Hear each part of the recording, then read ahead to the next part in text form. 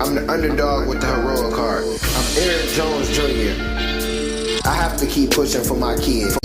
If I give up, what's that leave them with? Nothing. I have to understand that it's bigger than me. That it's not about me when I wake up and go to work. It's not about me when I'm reading and educate myself. It's not about me when I'm practicing my speeches. It's not about me. It's about my family. Hey, you're now tuned into Underdog Talk Podcast. I'm your host, Eric Jones Jr., the underdog with the heroic heart, and I have conversations with successful underdogs. And today I have Miss Dr. Delice Coffey. And how are you doing today? I'm doing well. Thank you so much for having me. Thank you so much for being on. And she is from Durham, North Carolina. So I've talked to people all over. I think you might be the first person from North Carolina that I've had on this podcast. How's the weather there? The weather is inconsistent. We have had warm days and then the very next day it could be cold. So it is so inconsistent right now. That sounds like Indiana weather. We definitely, well, here in Indianapolis, it's definitely been warm the last about 2 weeks. So yesterday I went home to my hometown, and that's in Michigan City, Indiana. So it's two hours away, and it was cold. So, we had to have a hoodie, and it was raining. So then we get back home, it's hot. It's like, yeah, Oh, okay, wow. I'm gonna stay here.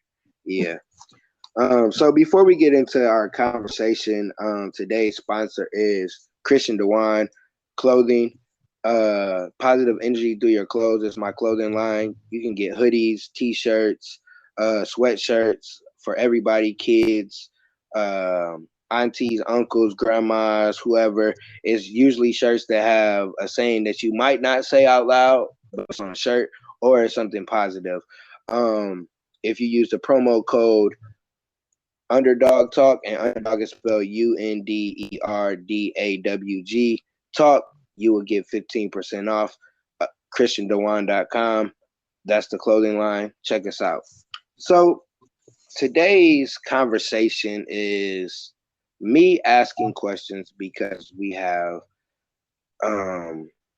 Miss Dr.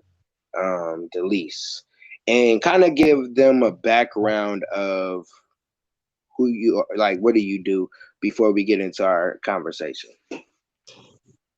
Okay, thank you. Yes, I'm a psychologist, and my area of passion is clinical and sports psychology.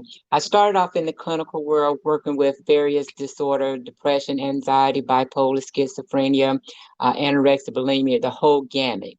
And then I realized that some of the areas are a little more serious than others, and it required a team approach. And I found out that anorexia and bulimia, that required a close relationship with the doctor, which when I started back then, it was difficult to conversate with the doctors. So I decided not to work with those two areas of clinical. So pretty much I work with everything. I've been in the field for over 30 years, so I've been in the field long enough to see a lot and do a lot. But those are the two areas that I chose not to work with. So everything else I have experience with. And then the clinical side, as my practice evolved and I just wanted to do something different, I decided to add sports psychology to my practice. So in sports psychology, I work specifically with athletes, and the primary focus is to help them increase their mental game so they can perform better when they get their mind and body in sync. But also in working with the athletes, they have clinical issues as well. So being licensed as a clinical psychologist and then having the certifications as a sports psychologist, the two went together very well. So it allowed me to provide a holistic approach with my athletes, and then also continue to help me to work clinically with my everyday clients. Impressive. That's an impressive resume. I love it. You say you've been doing it over 30 years, so I definitely was a child when you first started. But not trying to like throw how long you've been out there or anything. But I was just thinking, like, I just turned, I was 6 when you first started. So I know you've seen all different kinds of things, just from going from what was it? When I was 6, it was 90. So That was from the 80. 90s, 80s, 86. to 80, 86. So from the 80s till now, I know you probably seen all different kinds of, and probably seen everything, probably, that your field or your profession has to deal with. I'm sure you've seen everything. So it's May mental health awareness month. So we're gonna kind of talk about depression and anxiety. So this kind of a question kind of conversation more than her talking and that way have questions that I think people would have. So the question would be how does one kind of identify that they're depressed? Because I think sometimes, you know, we go through life and we might look at life as like, oh, this is just part of whatever, but sometimes it's really depression. So how would you say one defines depression? Yes, and that's a very good question because you have depression, which is our everyday depression. We all get depressed every now and then. And then you have clinical depression. It's the clinical depression that is the most serious, and that's the one that you want to seek professional help with. So the way that you can tell the difference, if you have a routine, which most of us do, if we don't, you get a daily routine that helps you to not be depressed. So you have a daily routine, you have what you do day in and day out. And then every now and then life might throw you a curveball. So you deal with that curveball that day. And then the next day or that evening that you're okay, you just kind of get frustrated. Oh, I can't believe that happened. I can't believe so-and-so did that. I can't believe so-and-so did that. And you have a conversation with that person. And after the conversation, everything is over with and you're able to move on in a productive manner. Or it could be a situation if it's a kid or a teenager. You know, teenagers go through a lot of different things. They may break up with a girlfriend or boyfriend, and then that may make them sad and make them feel down. And then for a day or two, they don't want to do anything. That's fine. That's just kind of everyday situational type of things that make us sad. Now, when it crosses over into the depression or the clinical depression area, if that young child break up with her boyfriend or girlfriend, and then they're sad for a day, the parents may say, okay, you know, teenage stuff, they'll get over it. And then they don't get over it. So now 3 days has passed, 6 days has passed, and we're 2 weeks in. And this person, now she doesn't want to go to school. He or she doesn't want to participate in sports or anything. So their everyday routine that they usually do, that they enjoy doing, they no longer enjoy doing it.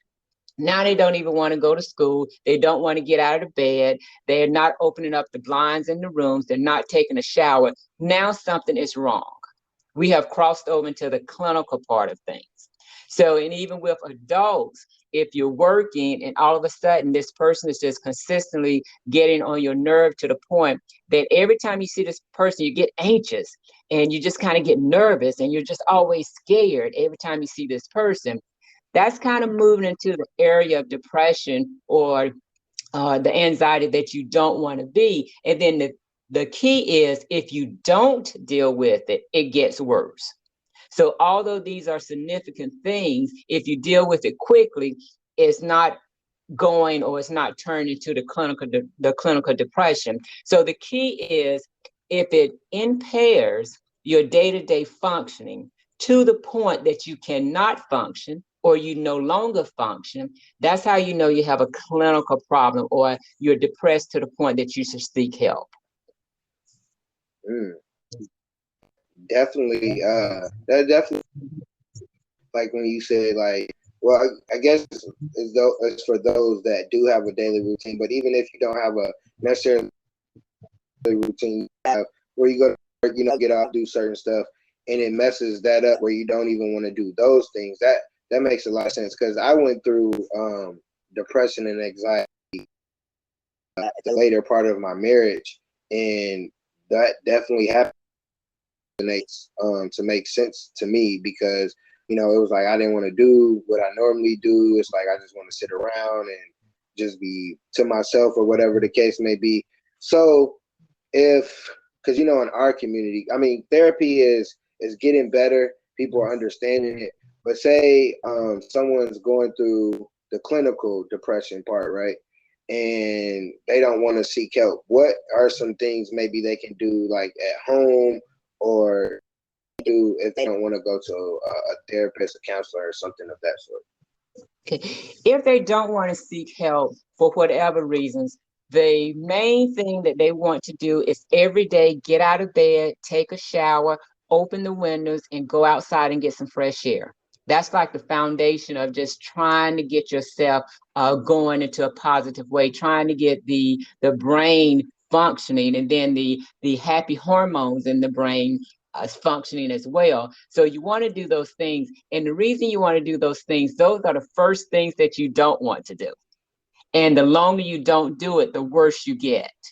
So you want to force yourself out of bed, force yourself to take a shower and put on clean clothes. Now that's very simple. You would think that's not a big deal, but when you're depressed, you don't want to do any of the things. Brush your teeth, comb your hair, all these things. You want to make sure you take care of your basic needs, and you're doing your basic needs, even if you're not going to go anywhere that day. You still want to do that. So that's the basic, or the first things that you want to do. And then you want to add on, you want to do some type of exercise. You want to get here again, you want to get the blood flowing, you want to get your brain cells working, you want to get the serotonin going in your head, and you want to get all of those things moving. And exercise does that. And when I say exercise, it's not necessarily going to the gym, lifting weights. Go for a walk, or just, walk up and down to the mailbox if you have a distance between your mailbox, or walk around the house or the apartment, go to the trail, or get on a treadmill. So just anything to keep the body moving, so you can kind of get your brain cells working. Because if you don't get your brain cells moving in a positive way, it's going to continue in a downward spiral. And then the other thing that's really good to do is affirmations and positive self-talk. And if you're a Christian and you pray, or you want to make sure you get your prayer time in there. So anything that can help you be more positive, and anything that can kind of change the trajectory of where you're going if you do nothing, those are the things that you want to do. And then to kind of keep adding on to it, if you feel comfortable talking to your parents, or talking to your spouse, talk to a friend. But here again, sometimes when you're in that dark space, you don't want to talk to anyone. So all of the things that I just said are really good. But if you can talk to someone, that's even better. And sometimes it don't have to be a professional. It could just be a trusted friend who will steer you in the right direction. Mm. Those things are definitely true. The working out part. A lot of times people don't realize how important working out, or just getting the body moving, helps with your mental health. It gives you, it's like, "Ooh, I just ran that mile. Ooh, I just did that." Now, your body moving, you want to go do something else. So working out definitely helps. Just doing something small. You don't even have to, do nothing major. And then the affirmations. I like that because that's something that, like I do. I have a couple different affirmations, couple different prayers, but I call my son and I do the affirmations with him. Trying to do it every morning. If sometimes I wake up later, sometimes I forget to call because I'm busy in the morning. But usually I call him and we do those, and it helps. Because at first he was like, "Oh man," and now he's excited. He dang near know the majority of it. It's about a good 12 to 15 of them. So he's starting to know them. That's being helpful. Just as a child with mental health, he's like, okay, I'm these things. He understands that, and that helps with being an adult. Because sometimes I think we talk to ourselves in a negative form. We don't really realize it. I think it's because of the people we're around. So for me, like I work a job, or work jobs, and you go in and people's negative, and that kind of like triggers your energy to be like them, and then you got to be like, hold on, no, that's not me. And so like just talking to yourself, I've always talked to myself. I to yourself, that means you're a genius. So I'm gonna keep that, because I feel that helps me out, because I definitely don't look like the smartest. I don't necessarily always say the smartest things, but I'm definitely intelligent. So talking to yourself, I don't know if for her, it's true. We gonna roll with it, even if it's not true. But go ahead.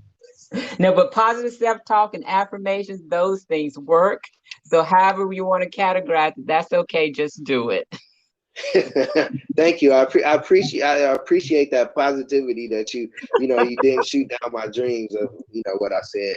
So with anxiety, because I used to have like anxiety attacks, and it was like weird to me because I didn't know what was going on. So what triggers like people to have anxiety and then get to the point of having anxiety attacks? I heard you say like earlier, like you might see somebody you don't like and that could trigger. I never even thought of that. Like that person like hurts you so much, or you just, whatever the case may be, they could trigger that. But how does how does anxiety get triggered?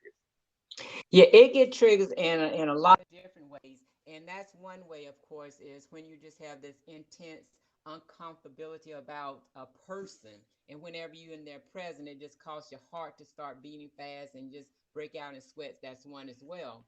And then also in PTSD, if you have that, that can cause you to have a panic attack. If you're like in the service or if you have experienced severe abuse, whenever you come into contact with something similar to what you have experienced, that could lead to a panic attack. And then the other thing, it could be fear. If you're a public speaker or trying to be a public speaker and you're in your first stages of it, you could get stage fright.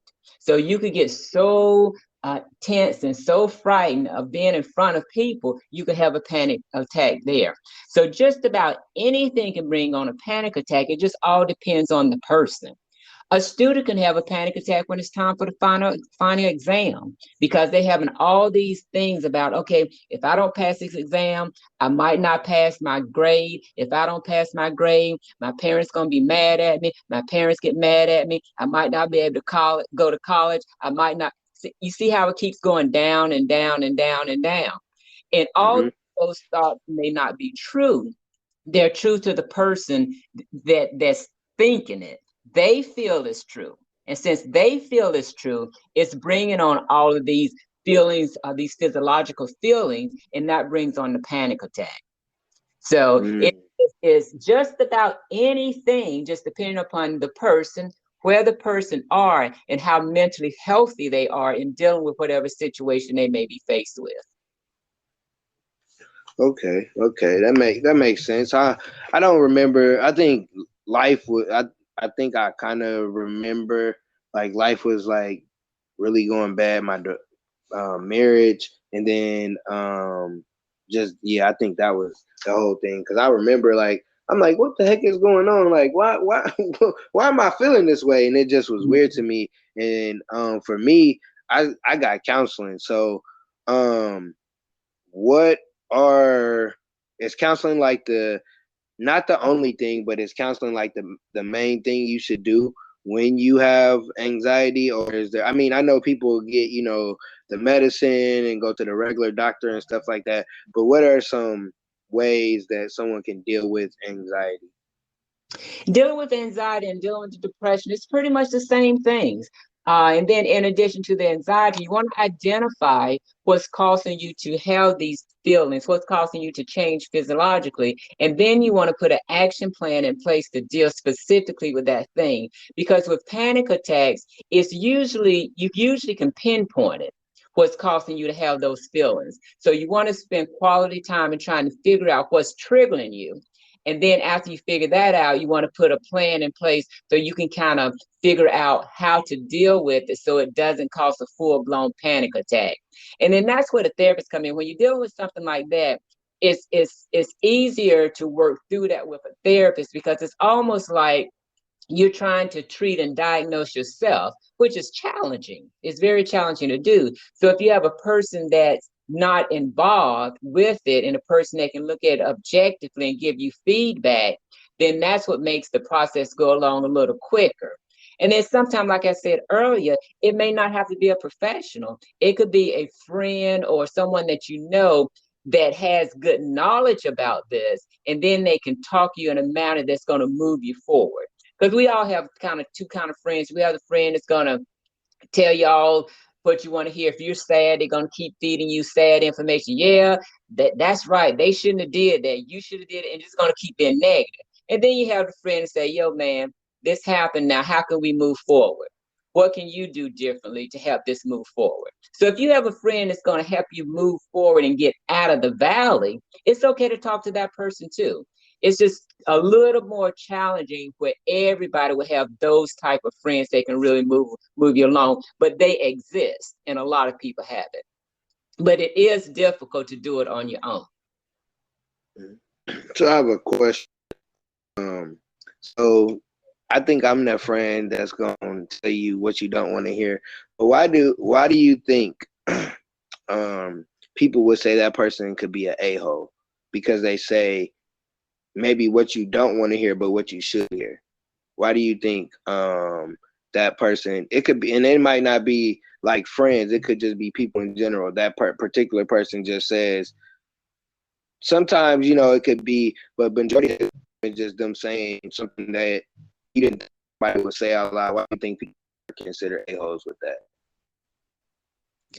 I'm not sure I quite follow your question, so let me just see if I'm following you. So if a person is in a dark space and they need someone to talk to, and they're talking to a person that's going to help them, but the person in the dark space didn't want to hear what they had to say, and then they're being negative towards the person that's trying to help them. Is that what you're asking me? Yes, correct. Yeah, that's because the person is in pain. They can't see and feel beyond the pain that they're in. So when they're in this dark space in the valley, it's hard to get out. So when someone's trying to pull them out with all this positivity and they have all this negativity, it's hard to hear it. And it's also hard to receive it. That's why it's important for the person that's trying to help them is to be gentle and help them in the way that's going to best benefit them. And here again, just going back to that's how therapists and psychologists are trained. In a trusted friend, they just may know this just because they've lived life and they have experienced it or been through it. They might know this, but it's hard when you're in that space to receive information that's going to help you. But the key is the friend should not stop. Just keep communicating with them in a loving and therapeutic way. So it could be where, so I get what you're saying, like as the friend, even though you might be saying it particularly right, you got to say it right in the way that they can hear it. So it's kind of like, for me, I play coach basketball. Like some of the players, some of them I could get loud with, get in their face. Some players I couldn't. So it's like when you're telling your friend, you might be saying everything you need to hear, but they can't hear it because of the pain that they're in. So yeah, and sometimes we don't realize that that is in that kind of pain, or that we need to adjust the way that we talk to them. And I know me personally, I definitely are working on that, of how to talk to everybody differently, because everybody can't take how you talk on a regular. So you find a meeting point to be able to get the message across to them. So I'm thinking people kind of going through depression and they don't really it. Do you think so how do you so how do you think environment, like, so say a person they kind of got the everyday depression, right, but life around them or the people around them are that negative, does that add on to it, or that has kind of nothing to do with a person's personal depression? That has a lot to do with it. Yeah, because if they're hanging around people who are negative, then they're going to continue to be negative, and the negativity is going to continue to cause depression. So yes, that has a lot to do with it. That's probably the worst thing you want to do when you're feeling down, is to be around a whole bunch of other people who are feeling down. So you want to be around people who are uplifting, people who are excited, because that's going to indirectly help you come out of the valley that you're in. So basically, be around people that'll celebrate you and not just tolerate you, because sometimes we tolerate other people mess, and then that kind of triggers, because it's like, I'm just giving this for the listeners. It's like if say work messing with you, it's whatever going on at work, and then you go around somebody and they talking about their job. Now you talking about your job. Now your feelings about your job is getting worse. You got you instead of somebody saying, "Hey, so at your job, how can you better?" You know, or something of that sort. So it's basically stop putting in other people's mess when you already got mess, because it's going to be a bigger mess, and then you're gonna have to deal with it alone, because when you really got something on, a lot of people that's your friend disappeared because they don't know how to handle, or they don't know how to converse with you. So trying to think of how I wanted to word this question. How do you think? So, do you think the best key for someone is to go to immediate therapy, or is it like, okay, try these things at home, or you think like just looking on the outside, looking in, like as just a person, do you think therapy is the number one thing someone should go, rather than friend or trying to do it on their own? Yeah, I'm more of a preventative type person or preventative type therapist. So if you think something going on, it won't hurt to go. And if you go and nothing serious is going on, that's one session, one and done. So nothing is serious, you're okay. But if something is going on and you go to a therapist right away, you're going to catch it early. Then you can start working on it early and it will not get bad. So the key to mental wellness is the lifestyle, or I would like for people to start adopting it as a lifestyle.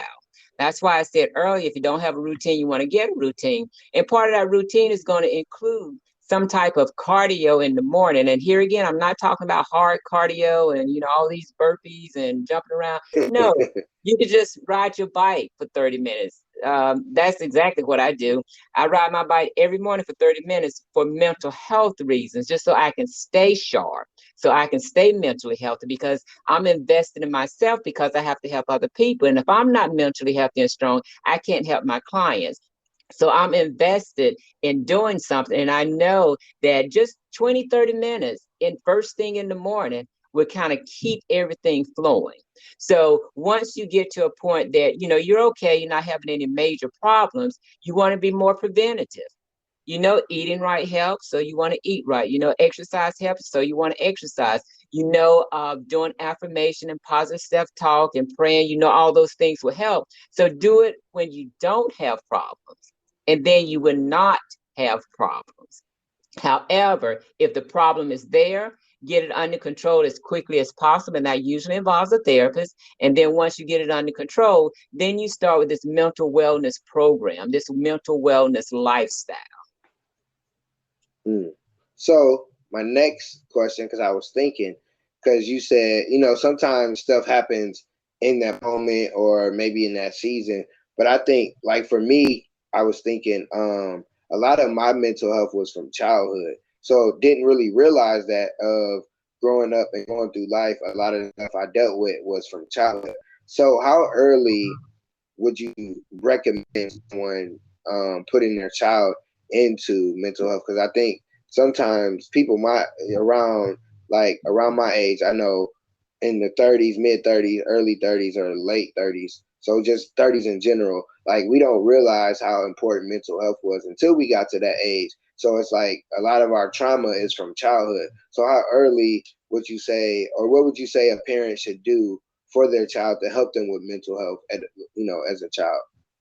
As soon as you recognize there is an issue and you feel like you cannot effectively help your child, you want to get them into treatment at that point in time. When I first started in my career, I didn't really have an age limit. So I had a lot of kids under 6 years old. So what I found out in dealing with the kids under 6 years old, that's a different kind of therapy. That therapy, I mean, that's a different kind of training. That's just totally different. So I decided to start working with kids 6 and up, because in that area, everything is a little similar. And I had a lot of 6 years old. So 6 years old is young. So anything below 6, I know those kids were having issues as well. But here again, that's a specialized treatment. So as soon as you recognize that there is an issue, you want to get to child help. And then now I have a lot of teenagers. I have a lot of junior high and high school kids, and that's still pretty young, because now we're talking 13, 17. That's young. Definitely. And I definitely, just from going into schools and speaking and just knowing kids in general and coaching, like you can see a lot of, like, they go through stuff. Kids go through stuff. And I think for me, when I was a kid, like, we went through stuff, but our parents didn't really, it wasn't like, hey, how are you doing today? Not what you Mm-hmm. learn at school. It's like my son, how are you doing? You good? Everything? Yeah, because I'll ask him, how was school? Good, good, good. I'm like, bro, you ain't never had a bad day? Okay, yeah, okay. So what's some stuff that, been going on at school or whatever, and just talking to him, doing the affirmations with him. So what are some like suggestions for parents to help their child at home with the mental health, just in general, because you want them to start early with a pattern, with a routine of doing certain things, so when they get to a certain age, they not thinking that they crazy, and it's something that they could have prevented, throughout their childhood. Right. Having regular conversations with open-ended questions. Because with most teenagers, if you give them a yes or no a yes or no question, they're going to answer you yes or no, because one, they probably don't want to do a whole lot of talking anyway, because they want to go get on their cell phone. So ask open-ended questions. And then probably if you're a family that eat together every night, then maybe that would be the time to have this open conversation. And if not, just have a designated time that you talk to your child every day. And it doesn't have to be very long. It can just be just a little bit of time, but it's quality time and it's a quality check-in time. And then it could just be one or two questions, hey, son, hey, daughter, tell me about your day.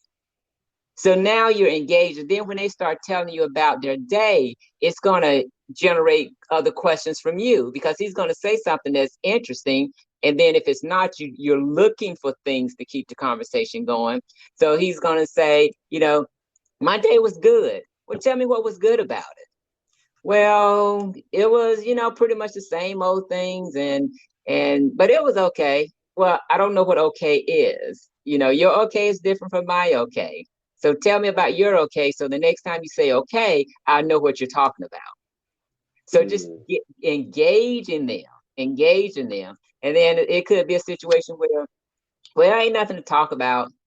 And then, how can it not be anything to talk about? This is a beautiful day. A lot of things went on today. Let me tell you about my day. Then you go on and tell about your day. And then you say, now I just know if my day was that exciting, you had to have something to go on in yours that you want to share with me. So being really creative and getting them talking. And then this is also another way to be in tune quickly if something was to change. So if you're having these regular conversations with your child, then you're going to know the pattern of the conversation. So once the pattern of the conversation starts changing, then you know something is up. So now you want to inquire about this something that's up that you have no idea about. And it could be simple. It could be, here again, like I said, they broke up with the girlfriend, boyfriend. And the reason I keep using that as an example, that's a big deal for kids. They break up with somebody, that's a big deal. But as parents, it's not a big deal to us, because, we kind of been there, done that. We're older, and we can coach them through that. So you want to know, but you have an idea of some type of consistency, some type of routine that you can catch an early sign if something was going on. I love it. And definitely kids with boyfriend and girlfriend.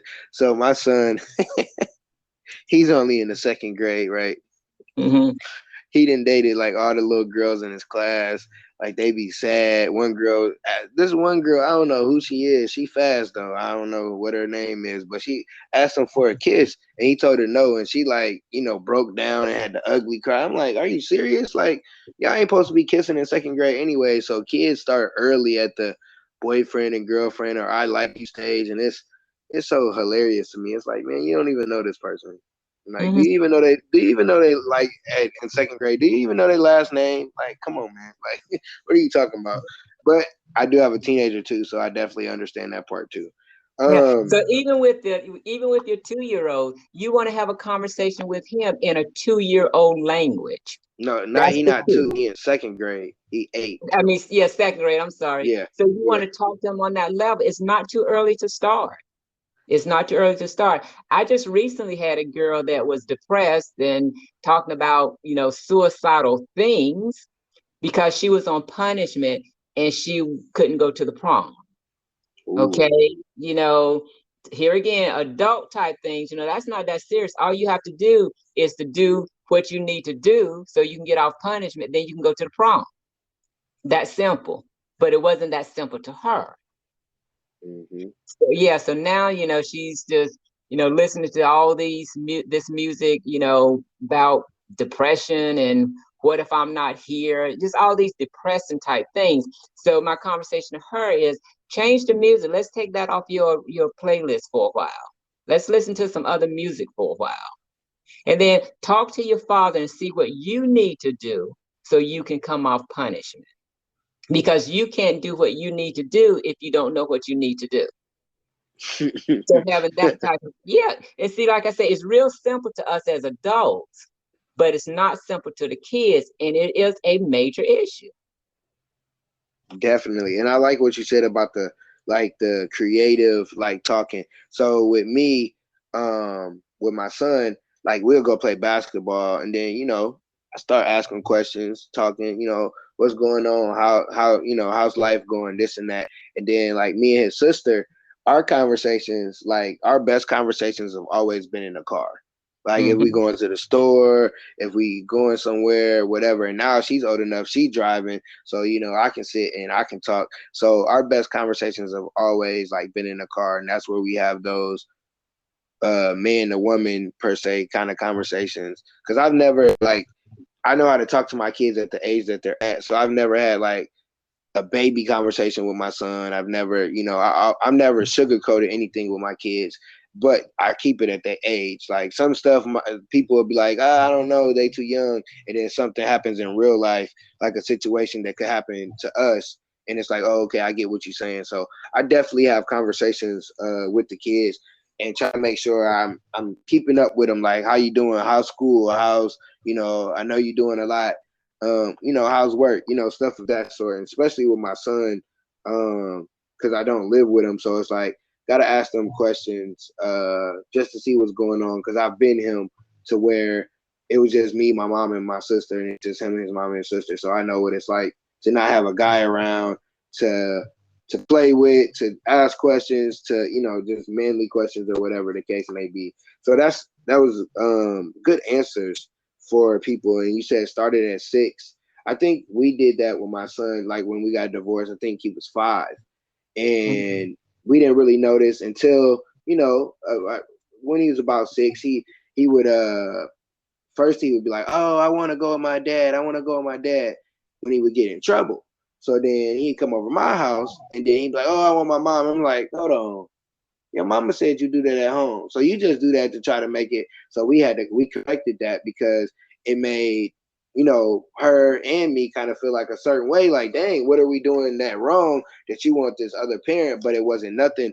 It was just, he didn't really know how to express himself. And then, start sitting down, talking to him, got him a counselor to see what was really going on with him. He was just sad. His parents broke up, his dad not home. So, that kind of helped us with co-parenting, to be better co-parents. It's like, okay, you might get on my nerves, I might get on your nerves, but it don't got nothing to do with me and you. It got something to do with him. So that's how we kind of like dealt with it, personally in my life. So So just a little energy. I wasn't saying start at 6 years old. Start no, as okay, soon as you see the problem. What I was saying, I now specialize starting at 6. okay, So if I was to get a referral of a 4-year-old, I would refer them out because now I prefer to work with 6 years and up.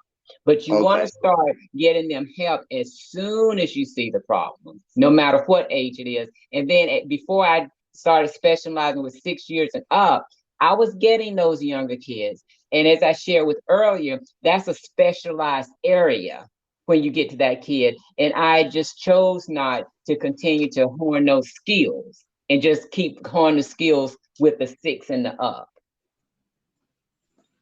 I understand because definitely because kids go through trauma, and I think sometimes no one sits them down and actually talk to them and ask them, "Hey, are you okay?" I don't think we ask kids enough sometimes because when we're going through our stuff and maybe life ain't we can't provide like we need to or whatever, we never say, "Hey, are you okay?" Because you gotta think your kid goes to school, they might not have the latest clothes, they might look whatever, and kids talk about them, and it's like you gotta make sure you ask those questions. How are you doing? Like, not how was your day, but how are you doing? Like, you good? You know, what's some things that you like to do? Because like when you have a son and a daughter, it's definitely different. Like when Mm-hmm. my daughter was my son age, tea parties and going to father daughter dances and doing girly stuff, but she was still a town boy. Girls like to do what they dad like to do. And then my son is rough, it's tough, it's we could go here, we could go there. He like, can we go here? Hold on, man. This stuff costs money. Like, we done went to a lot of places today. Can we wait till tomorrow? But he just has that energy. So it's like, make sure you're doing stuff with your kids that they like to do, not doing stuff that you like to do and you bring them along. You want to get into their world, and that kind of helps and makes it a little easier with talking to them because you're doing stuff that they like to do. Even though you might not like to do it, it might be something new, but do something that your kid likes to do. I know that works for me and some of the other parents that I know. So let's see. So as a parent, so someone's a parent and they're going through um depression and what can they do um to not um like show it to their kids in a certain sense, if you know what I'm saying. Like, you kind of gonna show it if you really going through it, but how do you kind of get out of that funk when you're from a parent's perspective? That's when they have to dig deep and do those things that I had shared with earlier. Get out of the bed, take a shower, put your clothes on. For women, put your makeup on, comb your hair. For guys, make sure you're shaved and make sure you're well groomed. And then open the blinds and make sure that the kids have breakfast. If or and then if you're the type of person that do lunch and dinner, make sure those things that you do for the child, they stay consistent. If you walk the kid to the bus stop, make sure you continue to walk the kid to the bus stop. And it's probably draining you very, very much just to walk the kid to the bus stop. And it's only 5 steps away. But knowing that you're the adult and something is going on and you're trying to shield your children, you want to dig deep and force yourself to keep that child's routine the same. You don't want the child's routine to alter because whether you tell them or not, they're going to know. So you want to keep everything as normalized as you possibly can. And the thing that you can control is the physical part of the routine. Because although you're doing all of these things and I'm telling you, the kid is going to pick up on your energy that something is not quite right. But if you're keeping their routine the same, you're keeping them on a healthy path so they don't go down with you. And then, of Mm, course, seek help as soon as you possibly can. I like that.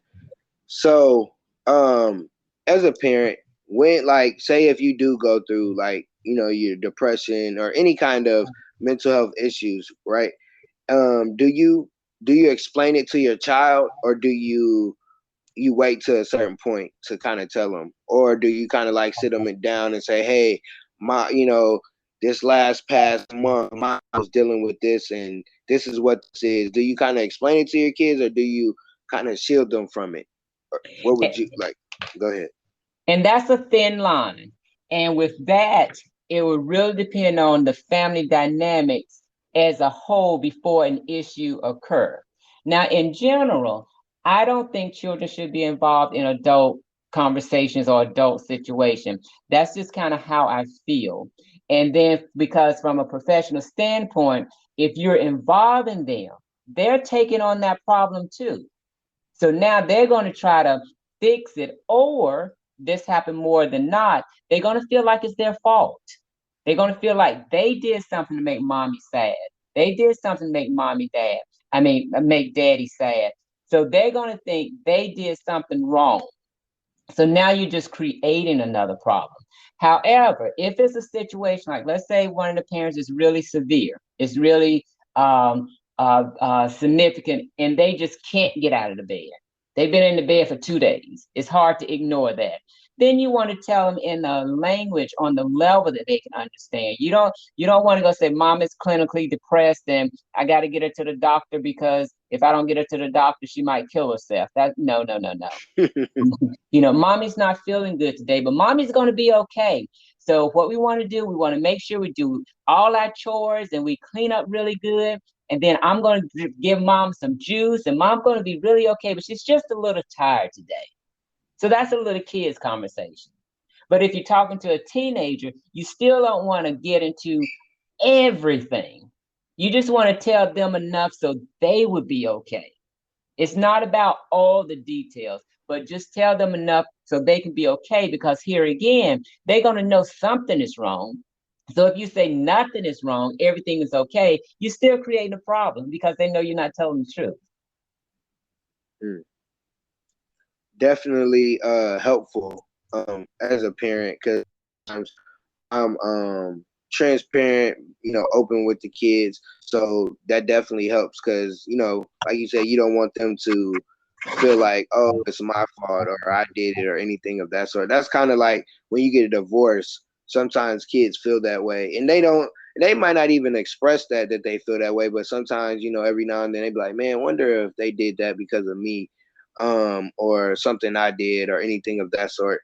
So that's definitely important. So it doesn't matter what kind of conversation it is. Like you said, if it's an adult conversation, you got to break it down in layman's term for whatever age group your child's in, but you don't have to tell them everything, especially when it comes to a breakup or a change in the family or something like that. But like if a parent's sick or something, that's definitely, you still got to explain it in layman's term, but you definitely can explain it to them. So I definitely understand what you were saying with that. So, with I think I got like maybe two more questions. Because I play basketball and I know some teenagers. What are some things that athletes can do to help, like their mental health or mental toughness, their mental game? You don't have to, because I know this is what you do, but you don't have to give what you would tell someone. But what are some things that they can kind of do, with playing a sport, going to school, being a kid, all these different things, and they still got to work on their mental health? Yeah. And the foundation of it is the same. An athlete is a person, an athlete is an individual. So the treatment process doesn't change as far as the foundation. Now, with an athlete, they have an extra layer. So once they're a student athlete. So as a student, it's all the same. And then when you cross over into the athletic part, there's more things you want to add on. Athletes need to have time management skills because they have so much going on. If they're not organized and really good with time management, that's going to stress them out. If they get stressed, they're not going to perform well. If they don't perform well, they're going to get anxious. If they get anxious, they're going to get depressed. So it's almost like the foundation is the same, but this extra level, since you are an athlete, and then their schedule is very demanding anyway. So instead of just doing a little bit of affirmation or a little bit of positive self-talk, they might want to include like deep breathing exercises on a regular basis. Because when you're doing deep breathing on a regular basis, if something is beginning to cause a little bit of anxiety, you can revert back to this deep breathing pattern and keep it under control. So they would need just a few more tools in their toolbox to work with because they have this extra layer as an athlete. Understanding that time management is definitely important for athletes. If you're listening, if you're a professional, if you're a grown person, if you're a kid, like your schedule with your sport is very important, especially, and that's kind of like with anybody. The time management part of it, like when you don't have time management, you feel like you have all these things to do and you don't have enough time, but you never put how much time you can do for these things. I definitely learned the calendar is definitely important. Definitely putting things in your phone, definitely having a calendar is very important because you can see it, you can hear it. It's popping up in your face like, oh, I got this later at 7 o'clock. Oh, I got this at this time. And everything goes on the calendar. Like I'm talking about everything you do. If you reading for 30 minutes, if you cooking, if you got a date, whatever it is, put it in the calendar. That'll help you with your time management, which is very important, just in general, but definitely for student athletes because you got school, then you got workout, then you might try to fit your personal life in there, which you really shouldn't if you want to be great, but you just got to sacrifice that time. So Mhm. that's definitely important for students. I don't think they really understand that enough. The time management, because as adults, time management is very important. If you don't, you don't got that routine, like you said earlier, routine. You've said it several times, and that's very important. So before I ask you for some tips in the underdog quote, what are a few ways that people can create a routine that doesn't necessarily have a routine? Okay. First, think about the things that you like to do. You want your routine to be something that you enjoy doing, something that you look forward to. And here again, the routine don't have to be strenuous. And then when I say a routine, it incorporates everything. So you get up in the morning, you do your meditation, your positive affirmation, you do 30 minutes of walking or riding the bike, and then you go to the bathroom and take a shower and get ready for the day. I mean, that's a routine right there. And by doing that every single day, you're setting yourself up for success first thing in the morning. So it could be that simple. Or it could be a situation where you do go to the gym for an hour, or you go for a walk for an hour, and then you can include maybe prayer time. Some people pray for an hour. Some people meditate for an hour. So just finding out what you need to do in yoga. Here again, some people may do that for an hour. So it don't have to be extensive, and it don't have to be rigid. It's important that it's something that you enjoy doing that's going to keep you progressing towards your goals and towards your dreams. And then just knowing those first few minutes in the morning, they're so crucial. That's when the mind is really absorbing whatever's going on. So, first thing in the morning, if you put negativity in your mind, then the rest of your day, you probably be gravitating towards negative things. So, you want to feed your mind with something positive first thing in the morning. Those first 30 minutes are just so crucial. So just be mindful of what you do and checking the phone, checking Instagram and social media first thing in the morning. That's not good. But we're in an age where we're doing that. So just make that later in the day. So I would just say, just making sure, as far as a routine, keep it really, really simple. Make that first 30 minutes something that's going to be positive, that's going to move you towards your dreams and goals. And then everything after 30 minutes, it's like extra. Yeah, you definitely smacked me in the face with the Instagram and checking my phone. I try not to.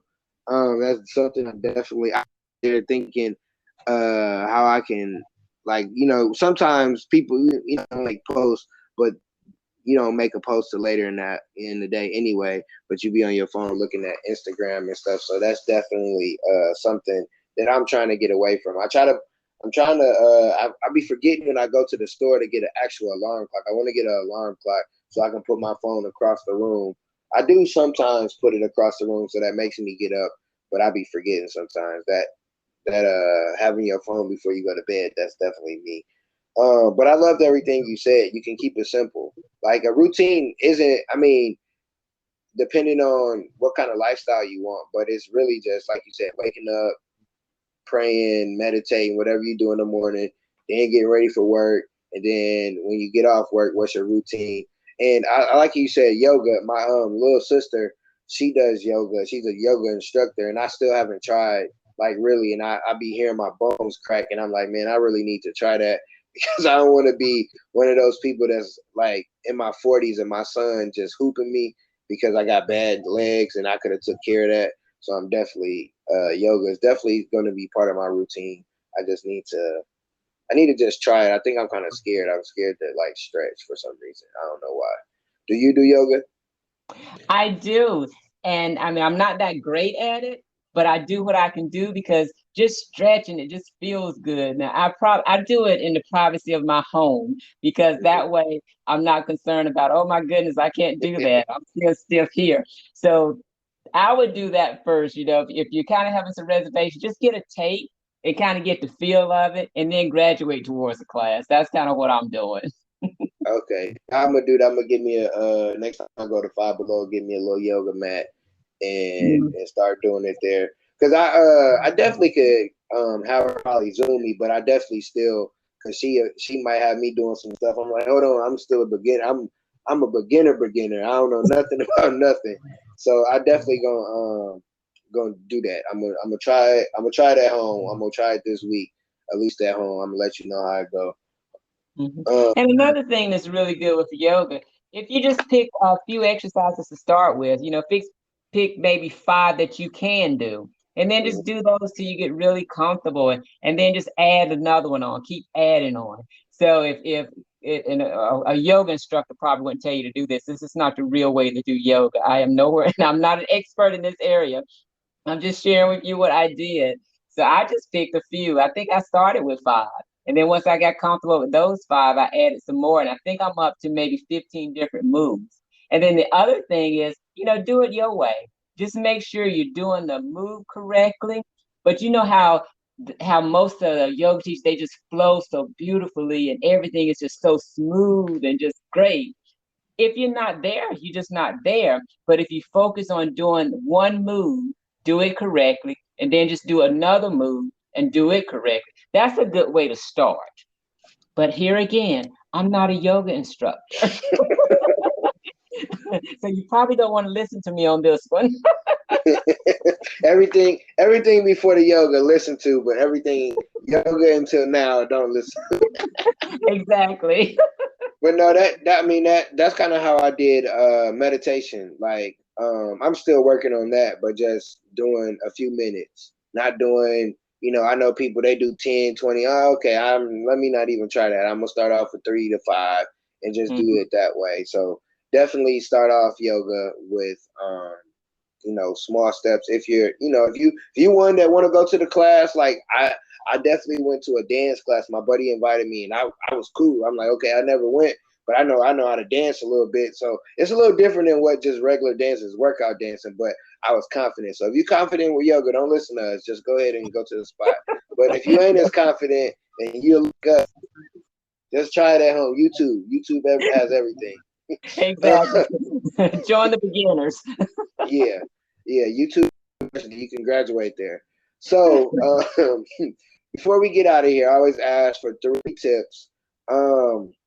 What are 3 tips that someone can do today to deal with depression, anxiety? I'm sure you said it throughout it, but if it's something that you repeated, it's something they needed to hear a couple times. But what are 3 tips that they can do today, as well, whenever the episode launches, they can do it? Okay. Get a routine, do affirmations daily, and keep a gratitude journal. Those would be the 3 things that I think would be a good start to do and to continue to do, even when things are not going bad. So mental wellness is a way of life. And that's kind of the mindset I want people to start thinking. Mental wellness is a way of life. It's not just for people with problems. It's for people that don't have problems because we want to stay healthy. I love it. And I know I need to get me a gratitude journal. So I started like in my phone. You know how you had a notepad, and it just hasn't worked for me. But I've heard that so many times. I've heard Oprah say that, like recently, like listen to just videos. I've heard different people say it and how it helped them. So I'm definitely gonna invest in a gratitude journal because I have journals. I write everything down, but I definitely need that because I've heard that several times. And like you said, it's a way of life. It's kind of like prayer. You don't just pray when you're doing bad. You pray when you're doing bad, you're doing good, everything, you do these things, like have a routine. You have a routine because that'll help you build consistency, and consistency will help you, be better in whatever you're doing. Affirmations is just talking to yourself positive because as a man or a woman, especially a man or woman of color, you go out in the world, they saying negative stuff about you. They telling you this, you that, and the third. But when you're telling yourself, I'm a king, I'm worthy, I'm this stuff, you're not listening to what other people are saying. And then just having that journal and being grateful for everything. It don't matter if your friends got a Benz and you got a Honda. It don't matter if, whatever's going on, be grateful for what you have, because you have to be grateful for the little before you can get to the big. And like you said, it's got to be a way of life. I love that. Like, it's got to be a lifestyle. It can't be just something you do when stuff going wrong. It got to be something you do every day, because you'll build that consistency. And if you build in positive consistency, positive things that will happen. So I need an underdog quote, something to pertain to mental health. It could be something, you have, or something you heard. An underdog quote for mental health. I like to tell people it takes a strong person to ask for help. It takes a strong person to ask for help, because we so often feel like if we need help, we're weak.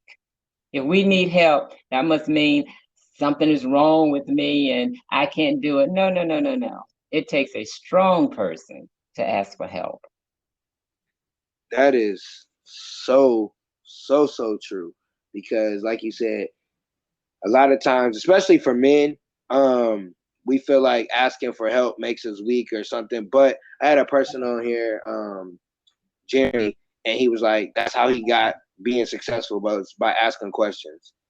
And he just asked the questions that people were scared to ask, and he asked the right people, and they gave him the right information. So asking for help helps, because everybody needs help. Everybody has a coach. Everybody has some type of mentor. Everybody has something that helps them get better. So asking questions definitely helps, and it makes you a strong person. So again, I thank you for your knowledge. Thank you for your profession. Thank you for coming on and giving us some mental health tips and just having a conversation with me. Before I ask you to give a closing word, that sounds like church, but give a statement. How can people get in touch with you? I'm on social media, Instagram and Facebook as Dr. D Coffey. I'm on YouTube as Dr. Delice Coffey. And another thing I would like to offer your audience is, if they just want to see if there's anything going on a more specific and detailed level as far as depression and anxiety, you can do a free assessment on my website. And my website is Dr. D Coffey /mental health. That's Dr. D Coffey /mental health. And the reason I like to offer that to people, and I want to offer it to your listeners as well, if everything is just going great and you just feel like, okay, I have everything under control, the depression checklist, it has about 15 different areas. So if you do the list and you say, and then you score it like in 4 different areas, somewhat moderate, not at all. So if you do the list, you're feeling fine, you probably have more zeros and ones, which is fine. That's normal. But what I like to share with people, if you have a 1, zone in there and get that 1 to a 0. Be preventative. Be preventative. So that's the beauty of having this assessment, or having access to this assessment. And then the flip side, if you have a child and you really think something is going on, you can have them take the test and you can actually score it, and you can see if there's an issue.